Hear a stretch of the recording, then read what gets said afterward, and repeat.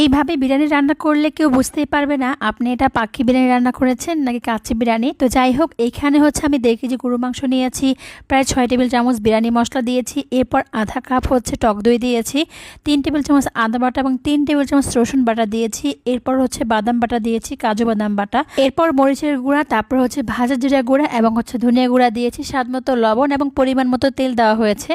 এখন হাত দিয়ে খুব ভালো করে মাখিয়ে নিব। আর আমি এখানে কিন্তু পেঁয়াজ ব্রেস্তা ব্যবহার করব, কোনো পেঁয়াজ বাটা বা কোনো কাঁচা পেঁয়াজ ব্যবহার করছি না। আর পেঁয়াজ ব্রেস্তা করার পর আমি মেজারমেন্ট কাপ দিয়ে 1 কাপ হচ্ছে পেঁয়াজ ব্রেস্তা দিয়েছি। এরপর খুব ভালো করে শুধু মাংসটা কষিয়ে এবং ঝোল দিয়ে ভুনা ভুনা করে কিন্তু রান্না করে নিয়েছে। আপনারা দেখেছেন কেমনটা হয়েছে।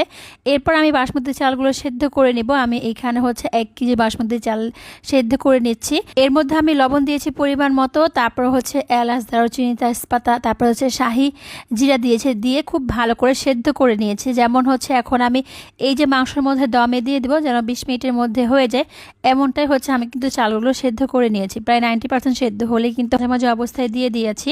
এরপর আমি পুরো চালটা দেওয়ার পর এখন এর মধ্যে ঘি, তারপর হচ্ছে জর্দার কালার, কয়েকটা কাঁচামরিচ দিয়ে 20 মিনিটের মতো কিন্তু দমে রেখে দিয়েছিলাম। আর এইভাবে পাক্কি বিরিয়ানি রান্না করলে কেউ বুঝতেই পারবে না আপনি পাক্কি বিরিয়ানি রান্না করেছেন নাকি কাচ্চি বিরিয়ানি রান্না করেছেন। এতটাই পারফেক্ট হয় এই বিরিয়ানি রান্না।